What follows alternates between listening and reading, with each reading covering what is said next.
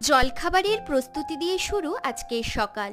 নমস্কার, কেমন আছেন সবাই? নতুন দিনের নতুন একটা গল্পে অনেক অনেক ওয়েলকাম।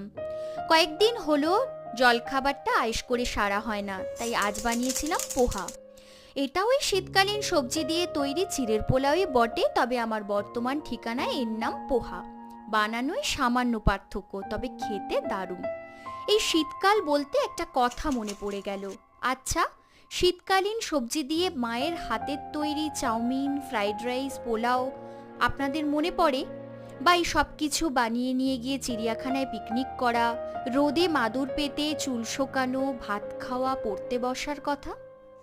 সত্যি, সময়ের সাথে জীবন আমাদের অনেক কিছু ফিরিয়ে দেয়, তবে এই সকল ঘটনার পুনরাবৃত্তির কোনো সুযোগই কিন্তু পাওয়া যায় না। এ সব কিছু স্মৃতির পাথায় আবদ্ধ, আর আমাদের কাছে প্রাপ্তি কেবলই স্মৃতির রোমন্থন।